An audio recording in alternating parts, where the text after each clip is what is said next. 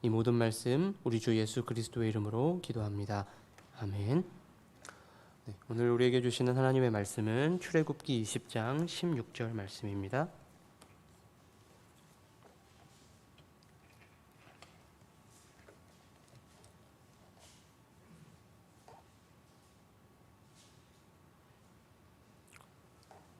구약성경 출애굽기 20장 16절 말씀입니다. 우리 한 목소리로 함께 읽겠습니다. 시작. 내 이웃에 대하여 거짓 증거하지 말라. 아멘. 오늘도 수요기도에 함께 하신 모든 교우님들에게 하나님의 은혜와 사랑이 함께 하기를 바랍니다. 십계명은 하나님께서 하나님 자신의 명예뿐 아니라 우리의 명예에도 아주 큰 관심이 있으시다는 사실을 보여줍니다. 앞에 하나님께서 3계명을 통해서 하나님의 이름을 아무 생각 없이 경솔하게 사용하지 말라고 말씀하셨습니다. 하나님의 명예, 하나님의 이름과 관련된 계명이지요.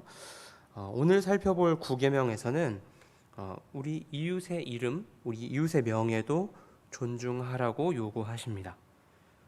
거짓 증언에 대해서 다루는 9계명은 우리 자신과 이웃의 명예를 보호하는 것과 관련이 있습니다.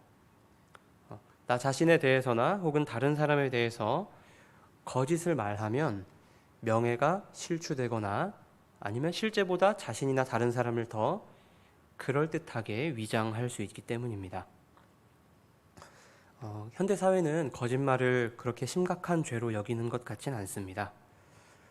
예를 들어 발달 심리학에서는 어린아이의 거짓말을 인지 능력의 자연스러운 발달 과정으로 봅니다.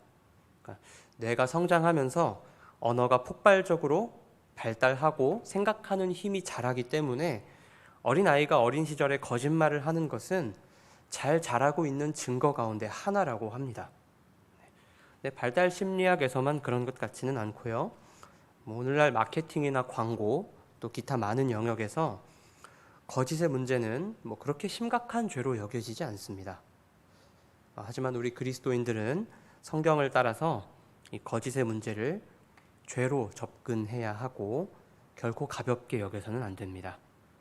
오늘은 9계명을 통해 하나님이 어떤 분이신지 또 우리를 향한 하나님의 뜻이 무엇인지 함께 살펴보겠습니다. 이 9계명에서 말씀하는 거짓 증언은 1차적으로는 법정의 상황을 염두에 두고 있습니다. 고대 사회 재판에서는 증인이 대단히 중요했습니다. 물론 증인은 지금 법정에서도 참 중요하죠. 하지만 현대에는 증인의 증언 외에도 다양한 도구를 사용할 수 있습니다. 우리나라는 이제 도로나 골목길 곳곳에 CCTV가 굉장히 많죠. 또 지문을 채취한다든지 아니면 유전자 검사와 같은 과학적 수사 기법이 매우 발달해 있습니다. 하지만 고대에는 그런 증거나 수사 기법이 전혀 없었습니다. 의지할 수 있는 것은 오직 목격자의 증언뿐이었습니다. 이 증인의 증언에 따라 피의자가 가해자가 되고 죄의 경중에 따라 최고 사형까지 처벌을 받았습니다. 하나님께서 무고한 사람이 죄를 뒤집어 쓰지 못하게 하시려고 한 장치를 마련하셨습니다. 성경은 한 사람의 증인이 아니라 최소 2사람의 증인을 세우는 복수 증인 제도를 말씀합니다. 재판을 했을 때 사형에 해당하면 증언을 했던 증인이 가장 먼저 돌을 던져야 했습니다. 신명기 17장 6절과 7절에 있습니다. 죽일 자를 2사람이나 3사람의 증언으로 죽일 것이요 한 사람의 증언으로는 죽이지 말 것이며 이런 자를 죽이기 위하여는 증인이 먼저 그에게 손을 댄 후에 뭇 백성이 손을 댈지니라. 너는 이와 같이 하여 너희 중에서 악을 제할지니라. 그래서 이 증언의 무게가 이렇게 상당했기 때문에 또 성경에서는 거짓 증언, 위증의 죄를 아주 엄격하게 물었습니다. 만약 어떤 증인이 위증을 했다가 들통이 나면 그 위증한 사람이 뒤집어 씌우려고 했던 죄에 대한 형벌을 바로 그 위증한 사람에게 내리도록 했습니다. 이것이 신명기 19장 18절과 19절에 있습니다. 재판장은 자세히 조사하여 그 증인이 거짓 증거하여 그 형제를 거짓으로 모함한 것이 판명되면 그가 그의 형제에게 행하려고 꾀한 그대로 그에게 행하여 너희 중에서 악을 제하라. 그래서 이 재판에서 증인은 거짓으로 증언하지 않아야 할 것을 요구받았다면 이 법적인 결정을 내려야 했던 지도자들은 공의로 재판할 것을 요구받았습니다. 만약 재판장이 뇌물을 받고 재판을 굽게 한다면 역시 구계명을 어긴 경우에 해당했습니다. 그런데 이런 문제가 고대 사회에서만 있었던 것은 아닙니다. 오늘날에도 양상은 조금 다르지만 여전히 존재합니다. 대놓고 뇌물을 주진 않겠지만 대표적으로 우리나라에 있는 전관예우가 있죠. 이런 일이 알게 모르게 비일비재하다는 것을 우리가 이미 잘 알고 있습니다. 성경에는 거짓 증언으로 인해서 목숨을 잃은 사례가 여럿 나옵니다. 대표적인 사람이 이스라엘의 가장 악한 왕이었던 아합에게 포도원을 빼앗긴 나봇입니다. 아합은 나봇에게 그의 포도원을 자신에게 달라고 요구했습니다. 무작정 빼앗으려고 했던 것은 아니고요. 값을 지불하려고 했습니다. 하지만 나봇이 포도원을 팔지 않습니다. 그 포도원은 하나님께서 자기 가문 대대로 주신 기업이었기 때문입니다.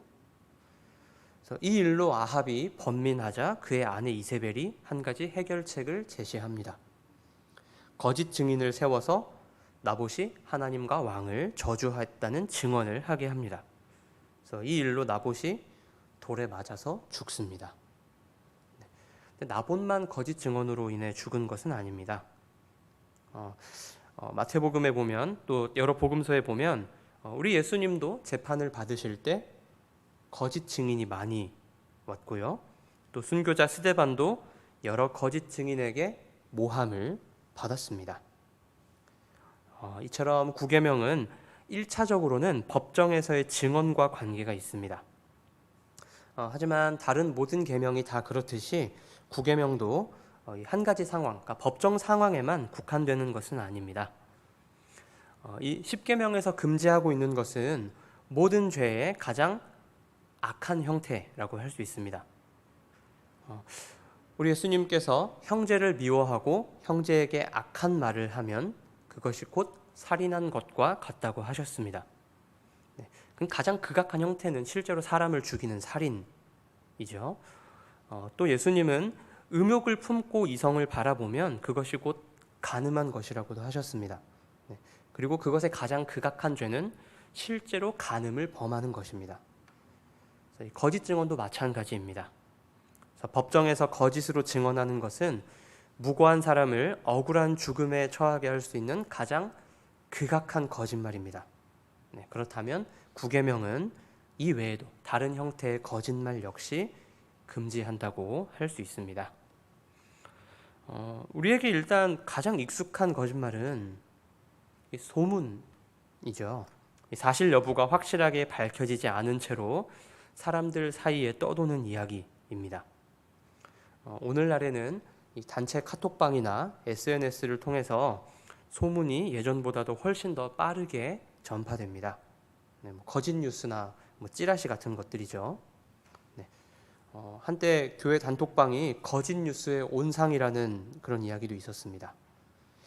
교회는 진리의 기둥과 터인데 참 부끄러운 일이죠.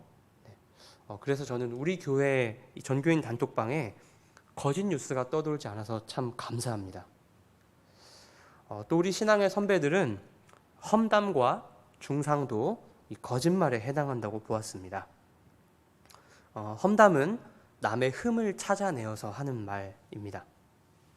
보통은 남의 이야기를 하다 보면 사실보다 부풀리거나 사실을 왜곡해서 말하는 경우가 많습니다. 그러니까 자연스럽게 거짓을 말하게 됩니다. 중상은 험담보다 더 나쁜 것으로 이건 고의로 거짓을 퍼뜨리는 것입니다. 친구를 가장 빨리 사귀는 방법 가운데 하나는 공동의 적을 찾는 것이죠. 그런 방식으로 친구가 되고 나면 다른 사람들에 대해서 말하기 시작합니다. 때로는 그 사람을 사랑하고 위하는 마음에서 이야기를 시작할 수도 있습니다. 하지만 조금이라도 미심쩍다면 말을 아끼는 게 좋겠습니다. 네. 그리고 내가 험담을 하지 않아도, 험담을 듣기만 해도 암묵적으로 거기에 동조하는 죄가 될 수 있습니다. 그런데 때로는 사실을 말해도 상대방을 해칠 수 있습니다. 예를 들어 상담을 하는데, 아니면 어떤 교우님과 이야기를 나누는데 아주 깊은 우울감에 빠진 분이 저는 잘하는 것도 없고 참 아무짝에도 쓸모없는 사람인 것 같습니다. 이렇게 이야기를 했다고 쳐봅시다. 그런데 그 이야기를 들었을 때 생각해보니까 정말로 이분이 그런 분 같다고 생각을 한다 해도 당신은 정말로 그런 사람인 것 같습니다 라고 말하면 안 되겠죠. 정말로 그렇다고 해도 그런 식으로 말하면 절대 안 됩니다. 그래서 진실을 말하는 것이 기본적인 원칙이기는 하지만 기계적인 원칙이 아닙니다. 더 중요한 것은 상대방의 명예를 보호하는 것입니다. 그래서 내가 이 사실을 말하면 당사자인 그 사람이 과연 행복해할지, 이 사실을 제3자에게 알리면 어떤 결과가 벌어질지를 먼저 생각하고 말해야 합니다. 또 사실관계를 제대로 확인하지 않고 성급하게 판단하는 것도 문제가 될 수 있습니다. 이스라엘의 왕 다윗도 그런 잘못을 범했습니다. 다윗이 자기 아들 압살롬의 반역 때문에 도망갈 때 일이었습니다. 무비보셋의 종이었던 시바가 다윗을 맞이하러 나옵니다. 이 무비보셋은 다윗이 언약을 맺었던 요나단의 아들이죠.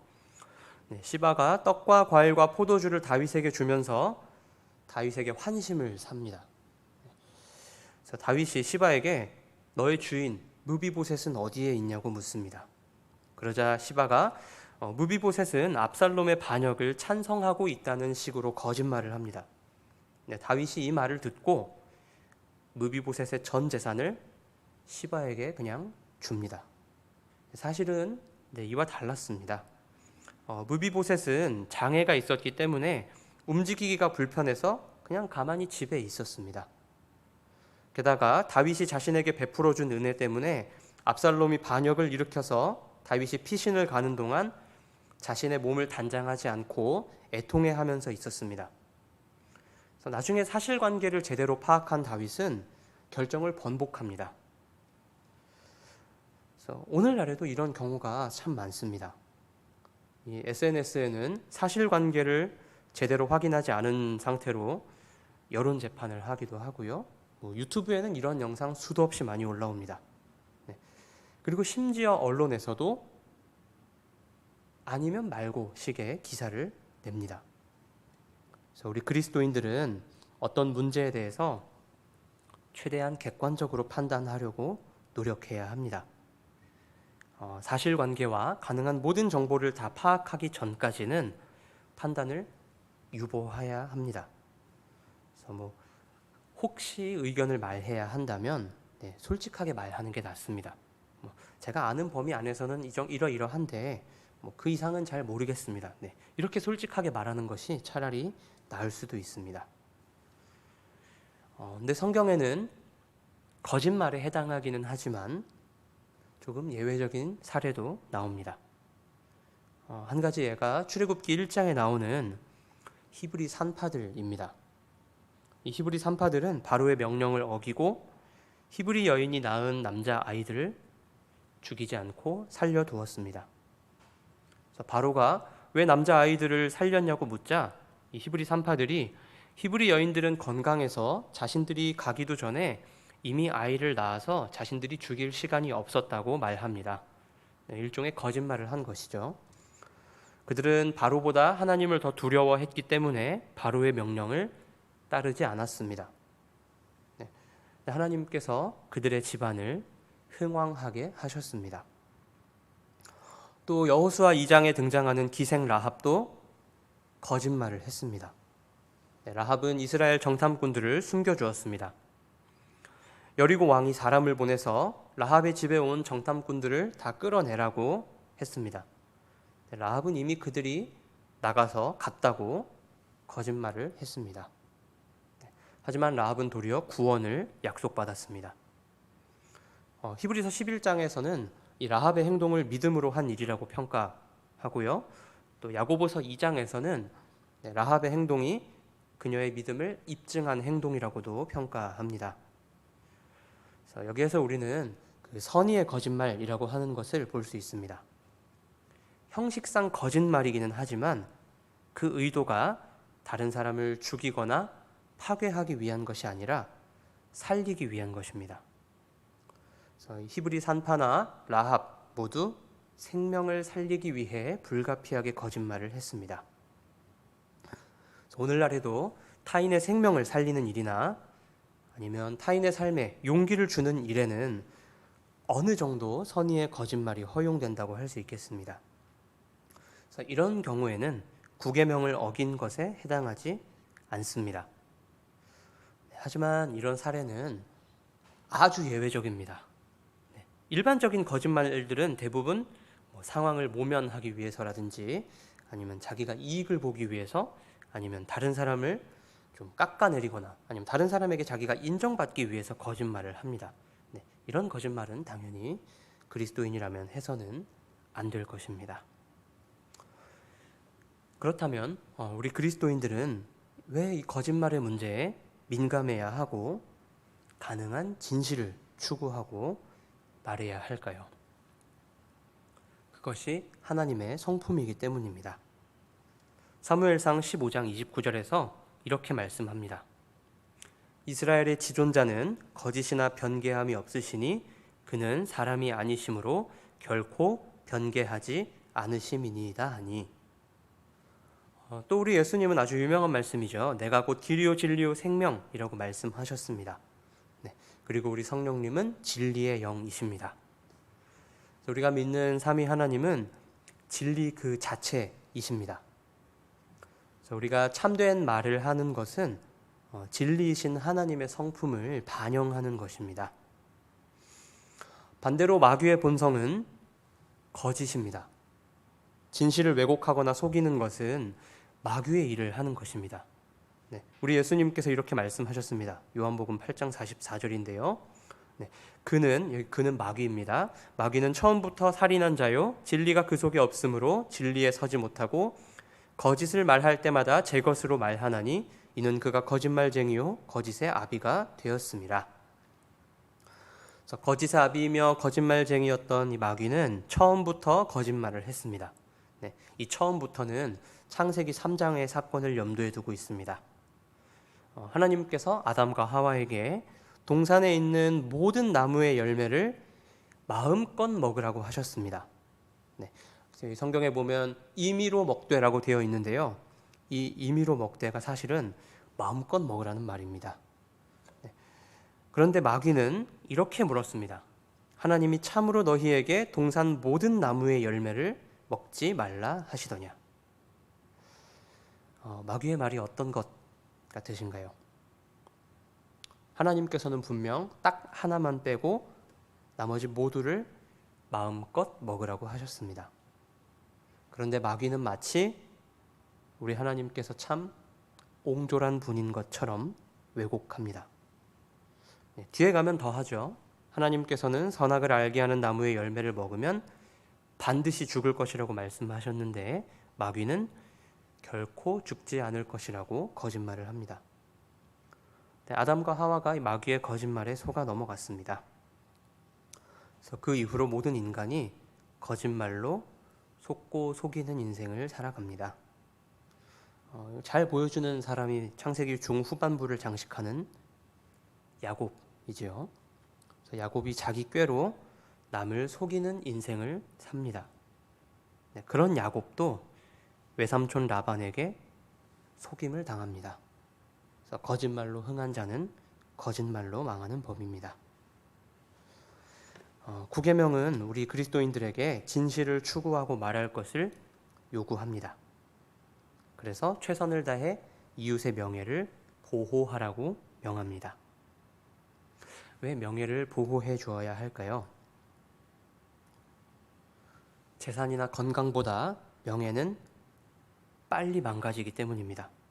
흔히 돈을 잃으면 조금 잃은 것이고, 명예를 잃으면 절반을 잃은 것이고, 건강을 잃으면 다 잃은 것이다, 이런 말이 있죠. 근데 돈은 잃는데 한순간에 잃는 분들도 있겠지만 대체로 조금씩 잃어버리는 것 같고요. 건강을 한 번에 망가뜨리는 경우는 잘 없는 것 같습니다. 대부분 조금씩 망가집니다. 그런데 명예를 잃는 데는 반나절이면 족합니다. 요즘은 더 빠른 것 같습니다. 인터넷에 거짓 뉴스나 유튜브 영상 하나 올라오면 순식간에 퍼집니다. 그렇게 해서 실추된 명예는 나중에 사실관계가 제대로 확인이 돼서 해명 영상이나 정정 기사가 올라와도 좀처럼 회복되지 않습니다. 이건 조회수가 그것을 증명합니다. 압도적으로 차이가 많이 납니다. 진리 그 자체이신 우리 하나님은 거짓된 혀를 미워하십니다. 그래서 우리가 하나님의 성품을 반영하기 위해서는 참된 말을 해야 하고 오직 진실만을 말하기 위해 노력해야 합니다. 하지만 앞서 말씀드린 것처럼 이것은 기계적인 원칙은 아닙니다. 사실과 진실이라고 해도 상대방에게 해가 될 수 있다면 삼가야 합니다. 그래서 에베소서 4장 15절에서 이렇게 권면합니다. 오직 사랑 안에서 참된 것을 하여 범사에 그에게까지 자랄지라. 그는 머리니 곧 그리스도라. 여기 사랑 안에서 참된 것을 하라고 했는데 이거 사랑 안에서 참된 것을 말하라는 뜻입니다. 그래서 참된 것을 말하되 사랑이라는 대원칙 안에서 해야 합니다. 또 야고보서에서는 혀를 다스리는 것이 참된 경건의 표지라고 말씀합니다. 야고보서 1장 26절입니다. 누구든지 스스로 경건하다 생각하며 자기 혀를 재갈 물리지 아니하고 자기 마음을 속이면 이 사람의 경건은 헛것이라. 그래서 말을 해야 할 때는 꼭 해야 하지만 하지 말아야 할 때는 하지 않는 것이 참된 경건입니다. 특히 다른 사람에 대해 이야기할 때 가능하면 좋은 것만 이야기하고 나쁜 것은 이야기하지 않는 것이 경건입니다. 생명을 살리기 위해서나 용기를 북돋아주기 위해서가 아니라면 악의가 없는 가벼운 거짓말이라 할지라도 가능하면 하지 않아야 합니다. 저는 특히 이제 우리 교회 청소년들과 청년들만큼은 만우절날 장난으로라도 거짓말 안 하셨으면 좋겠습니다. 우리 사회에는 정직하면 손해를 본다는 생각이 만연한 것 같습니다. 하지만 정직해서 손해를 봐야 한다면 손해를 조금 보는 게 낫지 않을까요? 결국에는 하나님께서 다 갚아주실 것이라는 믿음으로 정직해서 보는 손해라면 기꺼이 감수하는 용기와 믿음이 필요합니다. 우리 하나님은 이 말로 이루어지는 정의를 대단히 중요하게 여기십니다. 말을 만드신 분이 하나님 자신이시기 때문입니다. 우리가 성경을 처음 펴서 성경의 첫 번째 책 창세기에서 만나는 창조주 하나님은 말씀하시는 하나님이십니다. 하나님은 그저 가만히 존재하시는 분이 아니라 말씀하시는 분이십니다. 하나님께서 처음으로 하신 행동도 말씀입니다. 창세기 1장 3절이 하나님이 이르시되, 하나님이 말씀하시되로 시작하죠. 하나님께서 말씀으로 자신의 존재와 행위를 드러내십니다. 또 말씀으로 우리와 관계를 맺으시고 교제하십니다. 우리 역시 말로 하나님과 이웃과 관계를 맺고 교제합니다. 그래서 우리 말에서 진리이신 하나님을 닮은 성품이 드러나야 합니다. 그래서 항상 신뢰할 수 있는 말을 해야 합니다. 그렇지 않으면 우리가 진리이자 생명인 복음의 말씀을 이야기할 때 사람들은 우리의 말을 듣지 않을 것입니다. 일시적인 일에 관한 말조차 거짓을 자주 말해서 신뢰를 받지 못한다면 영원한 일에 대해 말할 때 신뢰를 얻기 어려울 것입니다. 우리는 거짓말로 다른 사람의 명예를 훼손하기도 하고 또 거짓말 때문에 우리 자신의 명예가 더럽혀지기도 합니다. 그런데 예수님만큼 거짓말 때문에 피해를 본 사람은 이 세상에 없습니다. 우리 예수님은 진리 그 자체이시지요. 삶 전체에서 단 한 번도 거짓말을 하신 적이 없습니다. 그럼에도 거짓으로 증언한 자들에게 모함을 받아 십자가에서 죽으셨습니다. 거짓을 일삼는 우리의 죄를 대신 지신 것이죠. 또한 우리에 대해 전해지는 거짓말로 인해 고통받는 우리를 위로하시고 또 자유롭게 하시기 위해서 그 죄를 대신 감당하셨습니다. 예수 그리스도께서 거짓 증언으로 인해 십자가를 지셨기 때문에 우리는 마귀의 참소에도 보호를 받을 수 있습니다. 그리스도께서 참소하는 자 마귀 앞에서 우리의 증인과 변호자가 되어주시기 때문입니다. 우리의 증인이 되어주시는 그리스도께서 우리를 세상에서 그분의 참된 증인이 되라고 불러주셨습니다.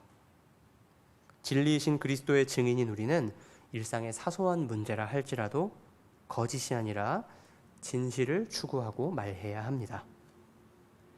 말씀을 맺겠습니다. 다른 모든 계명과 마찬가지로 구계명 역시 한 개인의 도덕성을 넘어서 공동체의 도덕성과 그로 인한 공동체의 평화에 관심이 있습니다. 거짓말이 만연한 공동체에서는 누구도 신뢰할 수 없습니다. 진리의 기둥과 터인 교회는 진실을 추구하고 말함으로 서로를 보호하고 세워주는 진리와 신뢰의 공동체입니다. 그래서 교회 안에서 이 사랑 안에서 참된 것을 말하는 것을 배우고 참된 것을 말하는 습관을 들일 때 거짓으로 가득한 세상에서도 진실을 추구하고 말할 수 있게 됩니다. 그래서 우리의 입술과 혀를 통해 진리 그 자체이신 예수 그리스도가 전해질 것입니다. 그래서 참되신 그리스도의 참된 증인으로 살아가는 우리 모두가 될 수 있기를 주님의 이름으로 축원합니다. 우리 함께 말씀을 기억하면서 기도하도록